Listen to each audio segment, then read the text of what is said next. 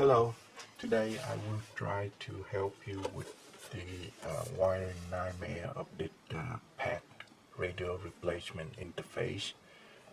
The model is RP4.2-TY11, and this is for the Toyota brand car model. The reason why you need this unit because some of the car come with a JBL premium system that have the factory amps in it, and if you want to put an aftermarket head unit in your car, the amp and the subwoofer won't work at all, and all the phase function won't work either. A lot of people were confused about how to install the unit because the instruction came with the unit. It was terrible, and people read it and they don't know what to do. So I will try to help you to install the unit. So let's open this up.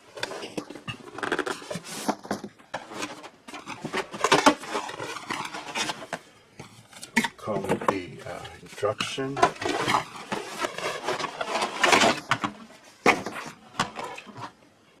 The main unit and the wiring harness. The instruction is,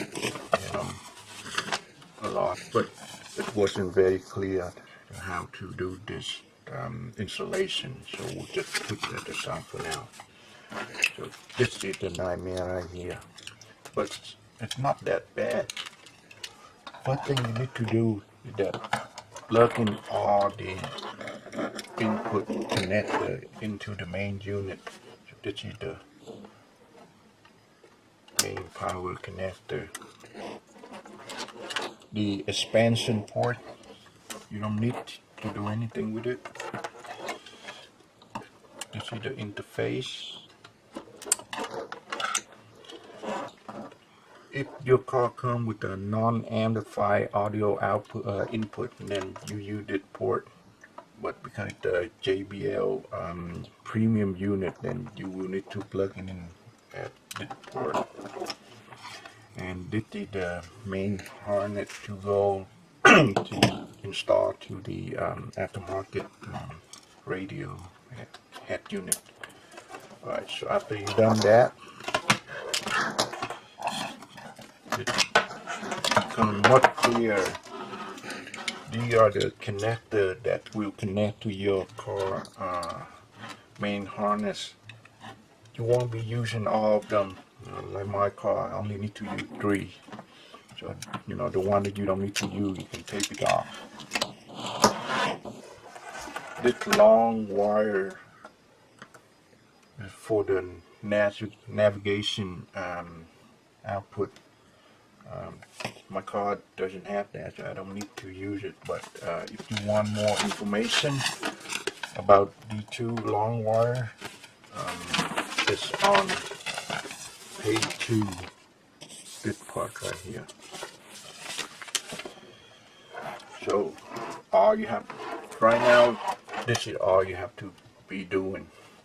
This is for the speakers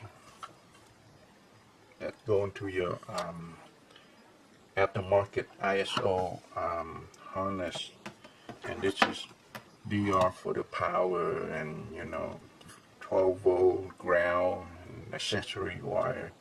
So that is all you need to be concerned about. This unit comes with a steering wheel control function, and this is for that. The wiring is pretty simple. This is my aftermarket ISO harness. All you have to do is just, they are color coded. Just connect similar colors to each other, and that will take care of the aftermarket head unit.